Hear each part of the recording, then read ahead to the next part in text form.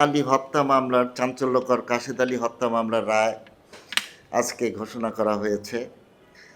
এই কাশেদ আলী হত্যাকাণ্ডের ঘটনা ঘটে 2014 সালের 22শে অক্টোবর, অর্থাৎ 22/10/2014 সন্ধ্যা 7 ঘটিকার সময় ইনফরমেন্ট মোসাম্মদ ফাহিমা আক্তারের স্বামী কাশেদ আলী তিনি সন্ধ্যা 7 ঘটিকার সময় নিখোঁজ হন।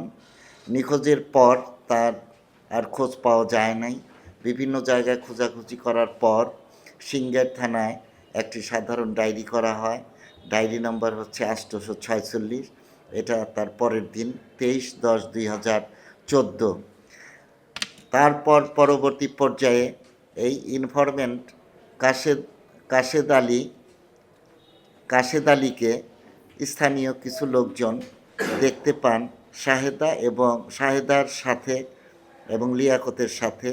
পরবর্তী পর্যায়ে সন্দেহ হলে তাদেরকে ডেকে থানায় নেওয়া হয়। পরবর্তী পর্যায়ে তারা স্বীকার করেন যে এই তার ইনফরমেন্ট মোসাম্মদ ফাহিমা আক্তারের স্বামী আপনার কাশেদ আলীকে শাহেদা আক্তারের চৌচালা টিনের ঘরে নিয়ে গলায় বাম কাঁধে ও পিঠে ধারালো অস্ত্র দ্বারা কুপাইয়া হত্যা করে এবং পাটির বস্তায় ভরে তার লাশ গুম করার জন্য তারই এই লিয়াকত এবং শাহেদার সিম খেতে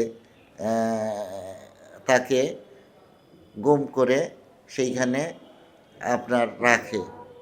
অর্থাৎ পরবর্তী পর্যায়ে তাদের দেখানো মতো সেই লাশ উদ্ধার হয়। স্বীকারোক্তিমূলক জবানবন্দি প্রদান করেন। মামলা হয়। মামলার পর দীর্ঘদিন পর আমরা আজকে সেই রায় পেলাম। আজকে এই রায় মাননীয় জেলা ও দায়রা জজ মহোদয় এই 3 জন আসামি ছিল, তার মধ্যে আসামি 1 নম্বর শাহেদা এবং 2 নম্বর লিয়াকত আলীকে যাবজ্জীবন কারাদণ্ড এবং অন্য একজন আসামি ছিল আজমত, তাকে খালাস দিয়েছেন। তো আমরা মনে করি যে রাষ্ট্রপক্ষ এখানে 22 জন সাক্ষী উপস্থাপন করেন।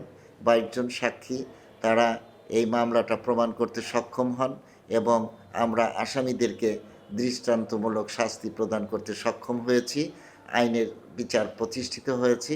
আমরা মনে করি যে যারা দুষ্কৃতকারী, যারা এই হত্যাকাণ্ডের সাথে জড়িত প্রকৃত খুনিরা যথাযোগ্য শাস্তি পেয়েছে।